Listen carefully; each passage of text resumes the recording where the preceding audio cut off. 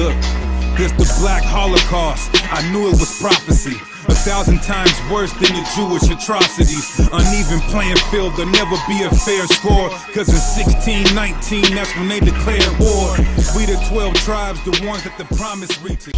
Alright, Shalom. First and foremost, when you call Halal Yahweh by Hashem Mashaki Awashai, that's all praise to the Heavenly Father, in the name of the only begotten Son, who we call Jesus Christ, Mashaki Awashai, with the Hebrew Israelites, the so-called blacks, Hispanic Native Americans, here in Babylon, behind enemy lines, here to preach the downfall of this nation, and the white man, obviously peace, prosperity, and salvation to the 12 tribes of Israel. Brother, you say you had a question about this quote-unquote rape doctrine? You want to go further in detail with that? Sure. Okay, you know what I want? Deuteronomy 22?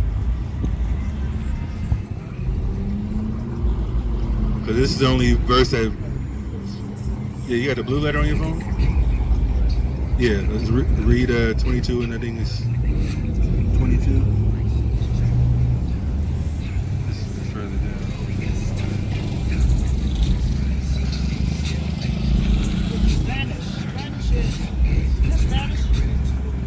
No, Reuben. It's a Reuben. I mean, it's English for... Are you talking about Gad or Reuben? I know. Are you talking about Gad or... Huh? Oh, Issachar. Yeah, the Gad and Reuben are the Native Americans that are in America. 20, go ahead. Deuteronomy 22 and 23. If a damsel that is a virgin be betrothed unto a husband. So she's betrothed, so she's promised to another man. Because we had arranged marriages back then. Go ahead. And a man find her in the city and lie with her. Then ye shall bring them both unto the gate of that city, and ye shall stone them with stones that they die. Exactly. So a man takes somebody that's promised another man, which is not necessarily, it was still adultery per se, but they didn't have sex yet, but they still committed adultery because he knew that the woman was promised to somebody else. So he basically robbed that man of a wife. Go ahead. The damsel, because she cried not, being in the city, and the man, because he had humbled his neighbor's wife. That's his neighbor's wife. Read. So thou shalt put away evil from among you. But if a man find a betrothed damsel in the field, and the man force her, and he force her, read.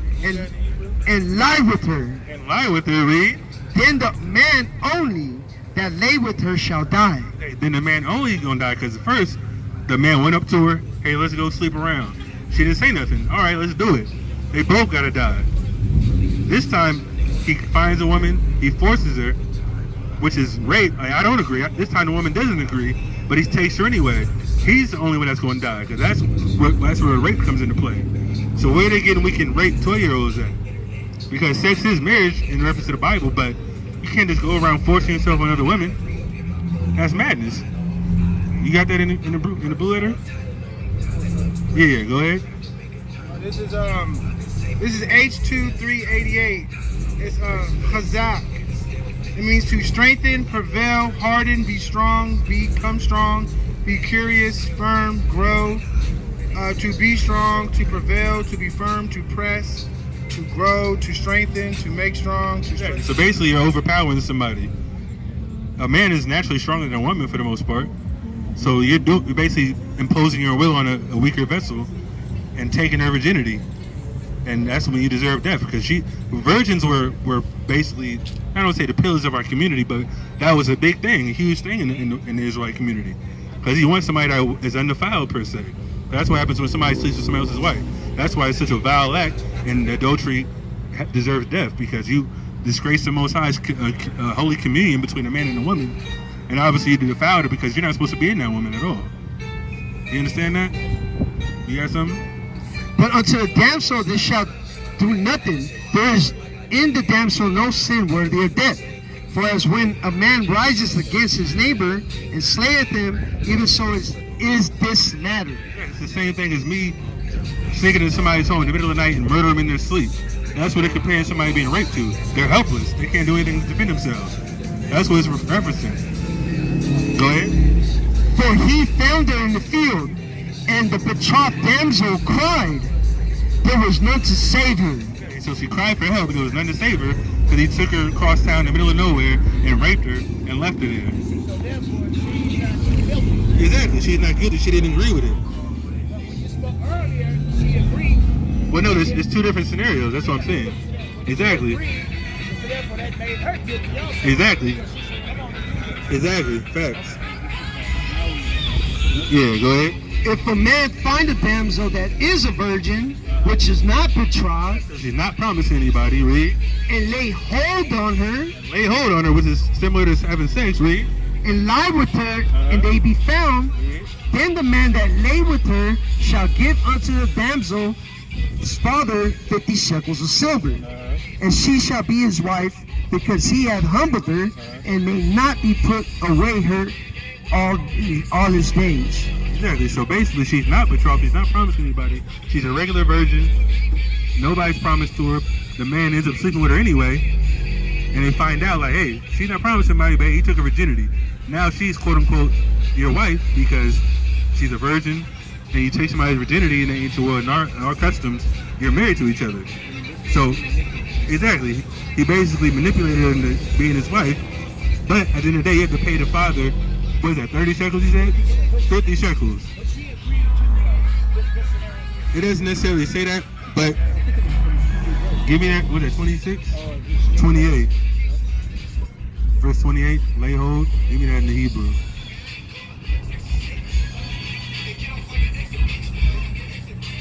Go ahead. This is Strong's H8610. The word is tafaz. It means to catch, handle, lay hold, take hold of, to grasp, to seize. To see, Oh, it says to arrest as well. It says the primary root to manipulate, see chiefly to capture. Exactly, somebody that's captured. So you see her out, like, just like a normal rapist. But this time I said the only thing that saved him because that woman wasn't promised to anybody. Yeah, you manipulated her basically to have sex with him. For the most part, yeah, exactly. So there's no crime of death, but at the same time, hey, you had sex with her, you took her virginity, you gotta pay that woman's father 50 shekels and marry her and don't leave her. But what if he didn't have 50 shekels? Hey, you're gonna have to work for it. You're gonna have to work for it. He gonna pay something because she belongs to him now. Yeah, exactly. You're gonna have to work that. You're gonna have to work for that 50 shekels. Today. What about it? That wouldn't happen today, obviously. I mean, somebody in the truth, possibly, but you know, you have to really find out because obviously we were more spiritual back then, so people probably could read between the lines or whatnot. But it'd be impossible to do today to find out your daughter sleep with somebody. You know, they have all type of secrets in Israel. But whatever's in the dark will come to light, no matter how long it takes. So whether it's a year from then, who knows? They're gonna have to pay something. You understand that? You have any other questions? Yeah, I did have another question.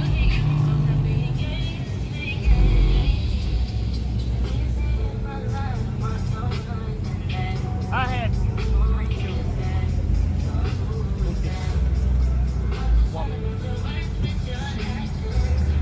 We was both out there in the world. I was raised in the church house. Show was big, but we was out there in the world. Now, my kids are strong girls. Now I'm seeing the truth. And then in the truth I see that, I was it explains to them, as Moses told us, from generation to generation, to explain the laws to our children. And the children to the children. That's where I feel. And I feel bad about that.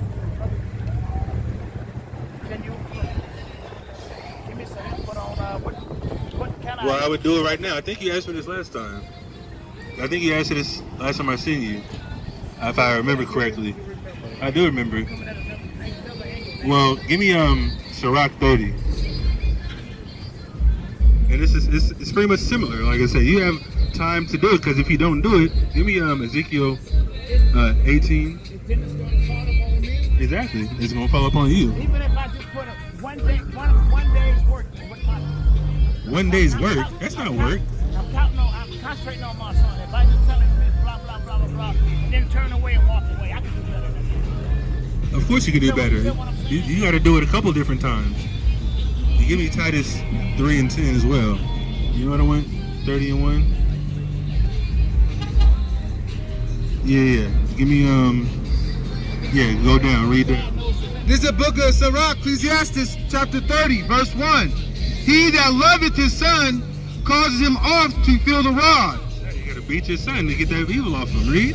that he may have joy of him in the end. You may have joy of him when he gets older. Read on. He that chastises his son shall have joy in him, and shall rejoice of him among his acquaintance. He that teaches his son If you teach your son, read. grieveth the enemy. Agree with the enemy. This white man don't like the Israelites waking up. You know why? Because we're not following the world anymore. We're following how the Bible tells us to follow. Keeping the laws of God perfectly. Or trying to be perfect. As Yahweh commanded. Go ahead. And his friends shall be rejoiced of him. Your friends are going to be rejoicing because your son's being righteous. He's not doing wickedness. He's not following the crowd, like you say. He's not, committing sin against his God because you taught him well. And you got to do it right now before it's too late. If he doesn't get it, like I said, it's a different story because it's not up to you. But you still got to put that fear of God in my head. We're in the last days. We're in the fourth quarter. 2-3 minutes left. There's judgment coming. And I know you don't be a part of that judgment. You got to present it in that fashion. Give me, what you got? Oh, read this. Keep going. Though the father die, yet he is as though he is not dead. Though you may die, it's not going to be as you die because what you instilled in your son is going to carry on to his sons. That's what it's talking about. Read. For he has left one behind like himself. He left one behind like himself. You want your son to be like you now, right? In the truth. Correct? That's what you want. Read. While he lived, he saw and rejoiced in him. And when he died, he was not sorrowful. Your son is not going to be sorrowful when you pass away because, and my dad did all he could for me and taught me when he was alive to be better and follow the laws of God. That's the point. Read. And that's how you further that generational blessing like it's supposed to be in Deuteronomy 28. Read. He left behind him an avenger against his enemies. He left behind him an avenger against this white man. Because you know why? Because their son might be a part of the elect, 144,000. You never know when the elect's going to be sealed. Your son might be one of them people. And we want to be a part of that number as well. Read. And one that shall requite kindness to his friends. He that maketh too much of his son shall bind up his wounds. Read that in the GNT. Actually, get that in the GNT in your phone. I know. Go ahead. Sirach 11 and 28. Judge none blessed before his death. For a man shall be known in his children. Exactly. A man's going to be known in his children. So like I said, don't say somebody's blessed like in a Christian church. Oh, you're blessed. You're saved already. How do you know that? Your children might be wilding out in the streets. Because your children might not go to church. Just in general, people go to church. You drag your kids to church. Your kids don't want to be in church. Because most of the time, you're forcing them to do it. My mom used to force me to go to church. I'm not feeling it. Like, what am I doing in here? I'm falling asleep. This ain't for me. So I'm not doing it naturally. There's no spirit involved there. But, what does it say? Read that again.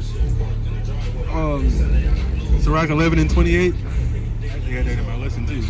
Sirach 11 and 28. Judge none blessed before his death. Don't say he's blessed before he dies. Go ahead.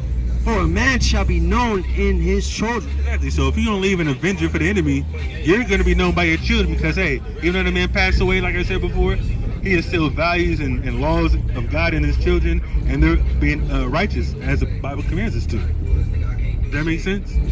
Give me that in the GNT. You got something? I'm gonna be honest, here's my problem. Here's my problem. Karazawan. Or Nayar, come here. That's my water. My water, my gallon. Go ahead. This is my problem. And, I'm not afraid to tell my son the truth. Hey, Edomite? That don't mean nothing. And if I tell him, You don't have to tell him that part. and if I say anything, prove what he maybe don't. That's not your problem. That's not your problem. You afraid to tell him the truth, so he's going to perish in the way. I'm always thinking about my past. I should have did that long time when I was out here in the world. Hey, the Most High's timing is his timing. It don't matter what you think. Huh? He said he's afraid of telling his son the truth because he's married to an enemy, right? A heathen, pretty much. That's ridiculous, brother. I'm going to tell you straight up. That's ridiculous. You're going to allow your son to die to death.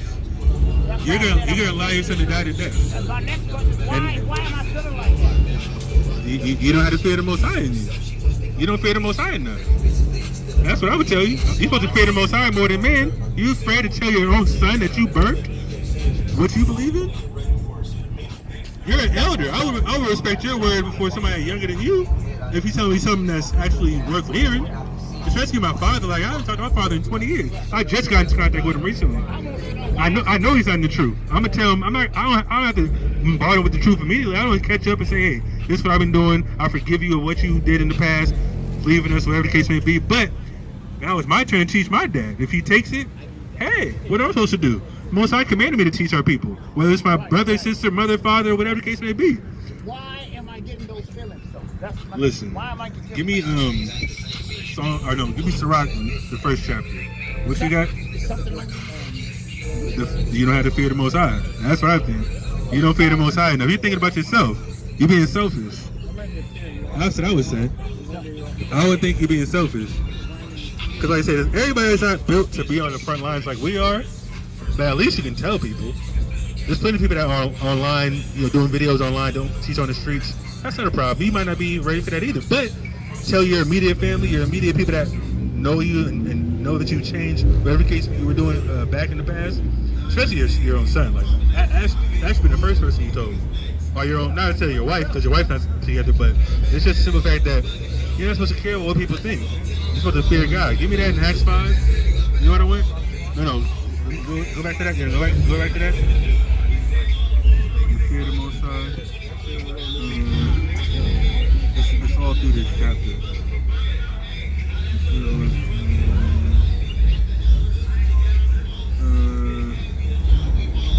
Yeah, it's all through that chapter. Let me read this in the GNT though. Go back to this. What's that? 7? Yeah. This is a different translation. I like this better. You read that again? This is Sirach 30 and 7 of the G&T. But anyone who spoils his son, you spoil your son. That's what it's referencing. Read. Will have to bandage his wound. He's going to bandage his wounds because you allow your son to do whatever he wants to do. Read that in the regular version and let's see what it says. Read.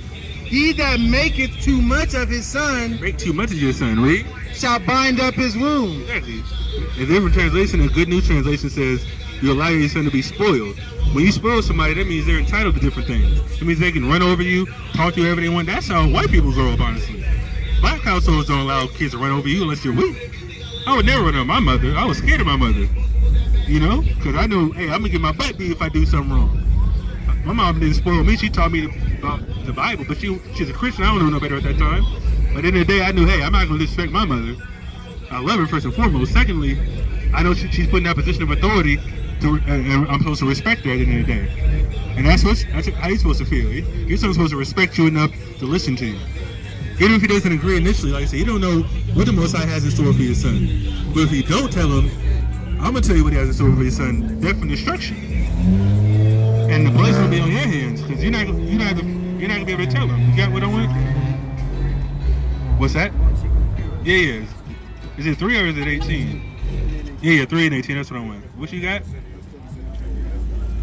No, that's all I wanted.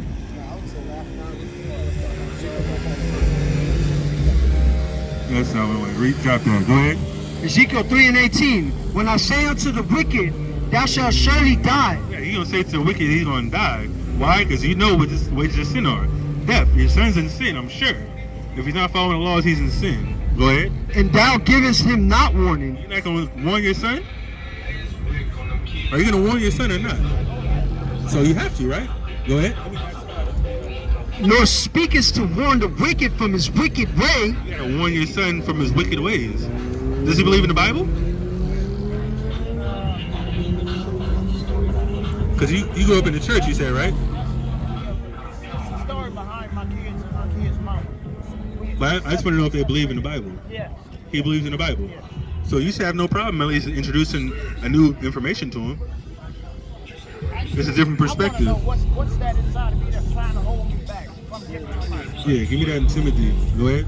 To save his life. You don't save your son's life, you tell him the truth. Because you don't know if he's going to repent or not. But you hope he repents. Pray he repents. Read. The same wicked man shall die in his iniquity. Still going to die if he doesn't repent. Read. But his blood will I require at thine hand. If you don't warn your son, blood's on your hands. Because you know better. Go ahead. Yet if thou warn the wicked, and he turn not from his wickedness, nor from his wicked way, he shall die in his iniquity, but thou hast delivered thy soul. Yeah, he's going to deliver your soul because you warned him, and you know right from wrong by the laws of God, and your son still doesn't turn, which is not necessarily your fault. You're going to save your soul, and your son's going to still die. So it's up to you. You have an opportunity to save your own soul by telling them the truth. It's an aspect of being saved, but at the same time, you got to endure to the end as well. What you got? You got what I want in Timothy? Give me that in Titus 3 and 10 again. You can read that. Give me that.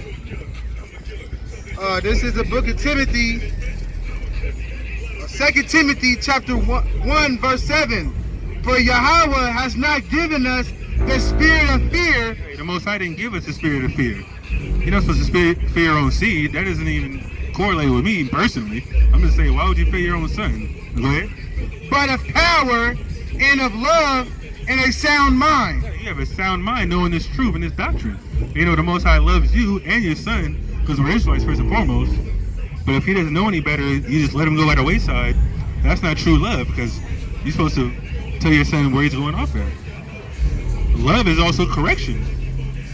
Because when my parents beat me, like, hey, they're going to beat me, they're going to leave the room for 15, 20 minutes, come back, put their arm and be like, hey, you know why I beat you? Because you did this wrong. But I love you because I don't want you to do that no more. And that falls into 10 commandments as well. Honor your mother and father. Because you're supposed to listen to them because it's supposed to be your guidance. And if you're not guiding your son, you're spoiling him spiritually because he doesn't know right from wrong at the end of the day. In God's eyes. You got that? No. 6, Hebrews 6 and 12. Or 12 and 6. Give me that. Titus 3 and 10, a man that is an heretic, after the first and second admonition reject. Exactly. A heretic, somebody that believes in a different doctrine, pretty much. If your son becomes a heretic, he doesn't take what you, he doesn't receive what you're giving him, reject him. That's what it says. It's first or second admonition. So if you bring it to him 2 or 3 times, he doesn't accept it. Hey, that's all I can do. Like I said, it's not up to you. It's not necessarily a time frame on when he's going to accept the truth. There's people that know this truth for 8, 9 years and still don't follow the laws. 2, 3 years don't follow the laws. 6 months don't follow the laws. But hey, the Most High might wake him up later on down the line. You see what happened with Nick Cannon recently, right? Nick Cannon is a celebrity. He's been talking about the truth for a while. But he said something about them fake white Jews talking about their animals, and they got on his line. Huh? Well, now that interview that came out was old. That's like a 2-year-old interview with Professor Griff. That's an old video. But they just resurfaced it because Deshaun Jackson said something like a couple weeks ago. They're trying to make it sound like, oh, these black people are anti-Semitic. Like, no, we're not. We are the Shemites, Semites, or what do you want to call us? That's right. There's more than them Jews aren't the only Semites on earth. It doesn't even make sense.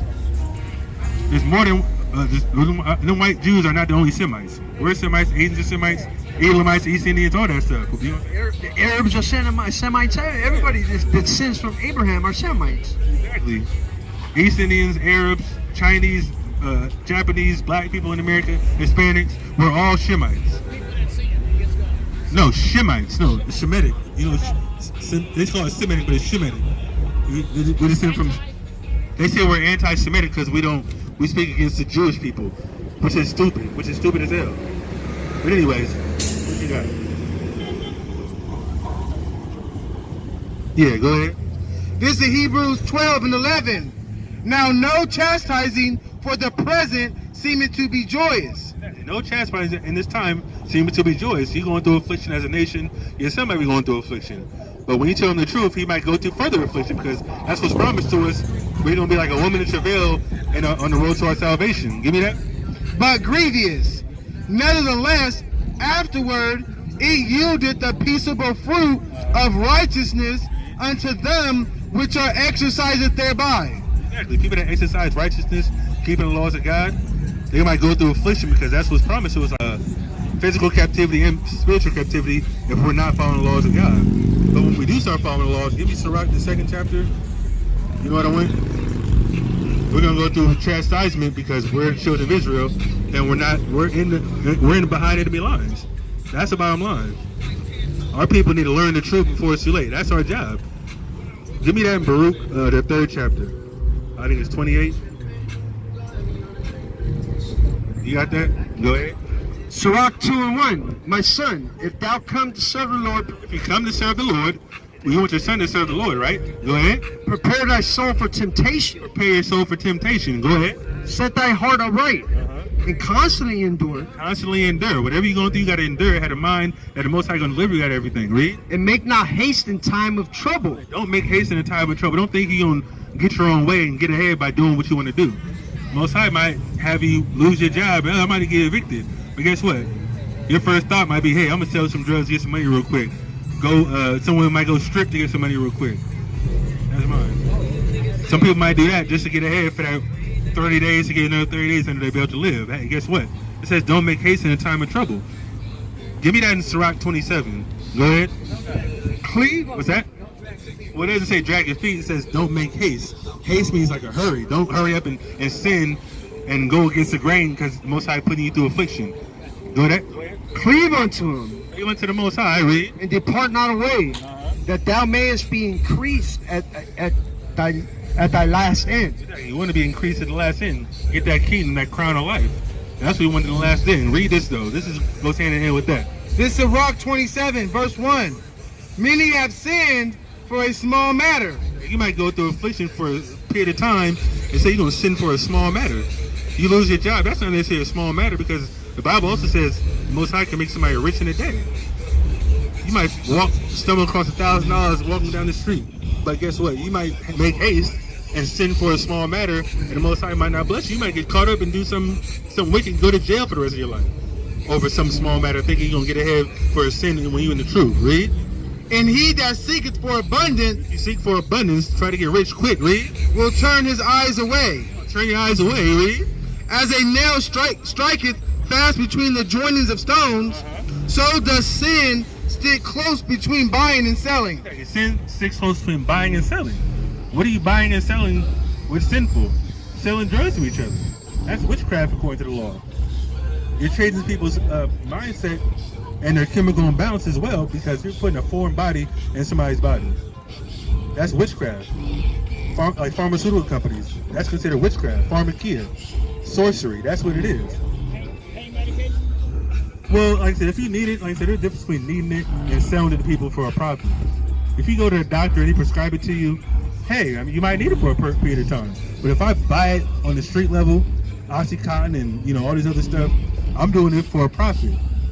It's buying and selling for money, destroying my own people, selling crack cocaine, methamphetamines, heroin, all that type of stuff. Try to seek for abundance like I just said. That's how you sin.